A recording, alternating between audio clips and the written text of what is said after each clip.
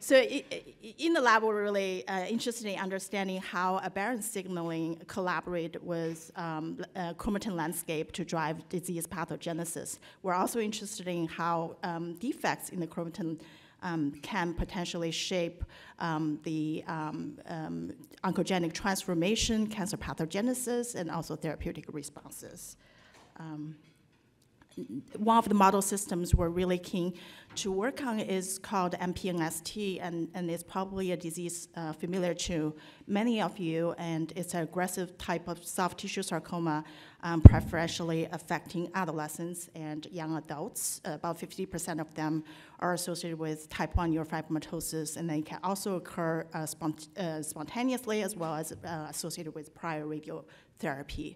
And then one of the significant challenge of this disease is really, it's a deadly disease with very few systemic options. What's shown here at the bottom is one of my patients who within 4 months, and then you can see the lung scans went from a clean scan to, full of tumors, and this is despite the actually active treatment of systemic therapy and immunotherapy trials. And molecularly, we're particularly interested in this because it's actually a relatively homogeneous disease with inactivation of 3 tumor suppressor pathways, the NF1, the CDKN2A, and the PRC2, mostly by lytic inactivation of EED or SUS12. And this can occur up to 80% of all high-grade MPNST. So we are particularly interested in how PRC2 loss drive pathogenesis in this disease. PRC2 consists of EED, SUS12, as well as the EZH2, which is the enzymatic component of this complex that catalyzes the di- and trimethylation of H3, histone H3 at the tail at lysine 27, and by which they mediate chromatin compaction and also transcriptional silencing, and which in turn regulates lineage specification, stem cell plasticity, cell proliferation, amongst many other functions. And with PRC2 loss, and what's shown in the bottom is really RNA-seq data and then gene set enrichment analysis. As you can see that with PRC2 loss, there is significant de-repression of the PRC2 repressed embryogenesis pathways, including neuroembryogenesis and amongst many others. And they also aberrantly activate signaling pathways, including the Wnt beta-catenin pathway, MAP kinase pathway. What's intriguing to us is that they also significantly suppress, with PRC2 loss, it actually suppresses part of the innate and active immune responses. And obviously, with our work and many other labs' work, and then we now have come to understanding that PRC2 loss really mediates a plethora of effects, and then one of them is enhanced cellular and lineage plasticity, and this actually poses a real therapeutic barrier. And then what's shown here, sorry, I won't be able to, I don't have a mouse here, I won't be able to play the 3D but what's shown here is really a single-cell analysis of PRC2 wild-type MPNST in aqua blue, and then PRC2 loss MPNST in red, and then projected onto a single-cell analysis of human embryos during early development. As you can see, by 4 to 6 weeks, human embryos have already generated all these developmentally pre-programmed programs, and the PRC2 wild-type MPNST preferentially cluster with the Schwann progenitors, which is a known progenitor or self-origin for MPNST. However, PRC2 wild-type, PRC2 loss MPNST actually occupies this distinct space, and then with projections or bridges to many other lineages, including some of the splanchnic lateral plate mesoderm, the head mesoderm, and also neuroprogenitors, suggesting that it has enhanced cellular plasticity.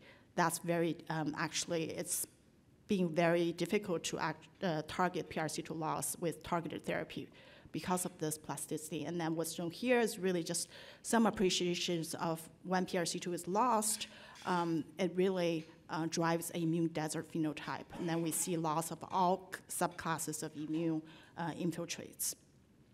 So reasoning that PRC2 loss poses a significant barrier to therapeutic development.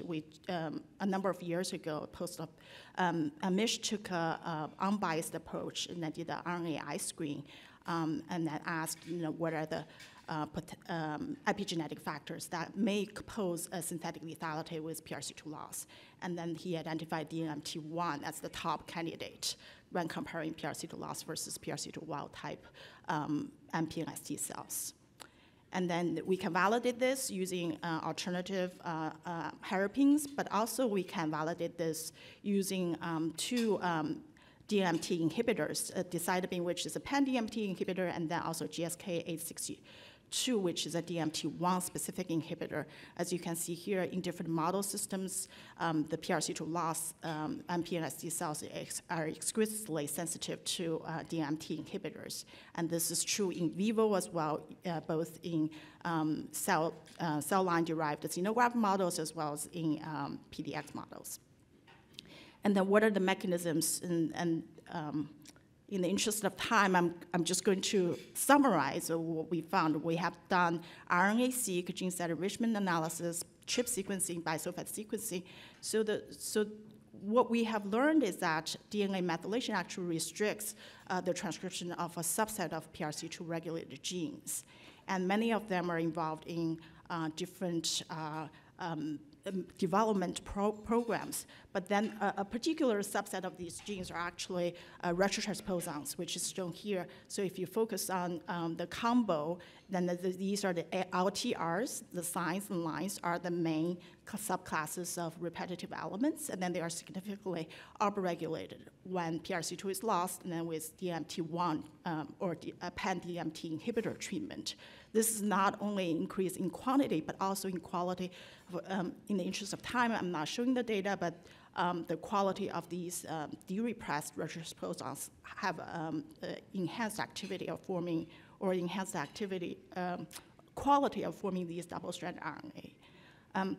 What's shown here is really just a simplistic way of thinking, what happens when these retrotransposons are derepressed. Just like viral infection, they can trigger double-stranded RNA response by engaging double-stranded RNA sensors. And then the consequences are actually multifold. They can either enhance cell signaling or pro-inflammatory response, or they can mediate cell cycle arrest, and then eventually, in extreme cases, can cause cell death. So which one of these are actually being activated? That's what we're interested in. So what's shown here, I can just summarize. Basically, through analysis of the transcriptomes, it seems like the combination of PRC2 loss and the DMT1 treatment really potentially is a innate immune response as well as some of the cytokine, pro-inflammatory cytokine secretion. But on top of that, it was the cell death that really caught our eye, because that sort of suggests to us DMT1 treatment or DMT inhibitor treatment in the PRC2 loss setting can really push the cell to cell death.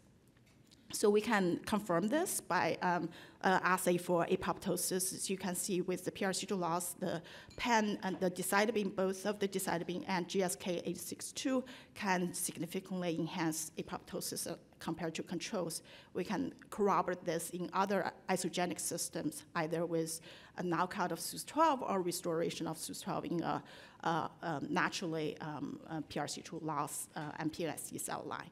And then we can rescue this level of apoptosis with a pan-caspase inhibitor, ZVAT. So this really suggests to us that DMT inhibitors in this PRC2 loss context can drive cytotoxicity, and which is exactly what we need in therapeutics. And then Amish further sort of went down and to dissect out which double-stranded RNA sensors are involved. And then there are three main sensor pathways, and I'll just focus on sort of PKR, which is the key sensor that needs to be activated. And then in this rescue assay with knockout of MAVs or RNase L, which are effectors of downstream of separated double-stranded RNA sensors, they don't rescue the apoptosis phenotype mediated by DMT1 inhibitor, but PKR actually modestly, but consistently in our hands with different variety of manipulations to rescue this phenotype. And this is corroborated by signaling that we can measure phospho-TPK1, and then the downstream target of PKR activation, ATF4. So this is how we understand this process. DMT1 or DMT inhibitors have actually been tried in solid tumors, and that hasn't really shown much efficacy. And then part of the reason we think is that in the PRC2 wild type situation, there's limited transcription of retrotransposons mediated by when you treat it with DMT1 targeted therapy. And then because of this limited transcription of retrotransposons, you're not really engaging in the double-strand RNA sensing. And then it mostly result in cytostatic or limited therapeutic efficacy. And in the PRC2 loss context, when you treat it with DMT1 inhibitor, you can enhance this transcription of retrotransposons and really push the double-strand RNA sensing pathway and activate PKR, which would push the cells into cytotoxicity and then perhaps can have a superior therapeutic efficacy. So based on these results, we do have an investigator-initiated trial that's open, and hopefully we'll be able to extend to the NCI to allow more patients to be enrolled and to really test this idea of DMT inhibitors in PRC2 loss and PNST. Lastly, I just wanted to show one thing. So DMT inhibitors in the PRC2 loss context is only one way to activate this innate immune response. So we can, in an earlier publication, we have shown that using immunogenic viruses, intratumor injection can also elicit this innate immune response by directly using viral transfection. Now, our collaborators have made second generation of these modified recombinant vaccinia virus, and with inactivation of some of the cGAS-STING negative regulators as well as the double-strand RNA negative regulators, it really can result in complete responses in a subset of the tumors. These are the murine MPNST tumors that are amenable for syngeneic transplant that have been developed in my lab. And then in combination with immune checkpoint blockade, the MQ833 can result in complete responses in all of the tumors. And then we can re-challenge them in these mice that have been cured of these tumors and that they don't grow, suggesting that there is a development of adaptive immune response. So this is really exciting to us, and then we're planning for an investigator-initiated trial with this immunogenic viruses in combination with ICB. Oh, okay. Oh, all right. So I think I made good time. So I just want to thank the people who actually did a lot of work, and Juan and Amish, who are both postdocs in my lab, and that had really spearheaded a lot of the immuno studies, and then including the viral studies as well as the DMT and inhibitor treatment and the screens. And then I'd like to thank, obviously, our sarcoma medical oncology service, and then the disease management team, including the surgical oncologist, pathologist, Christina, that worked closely, and also my collaborators.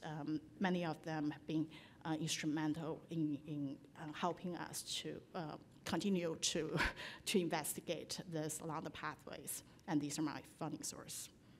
Thank you, everyone.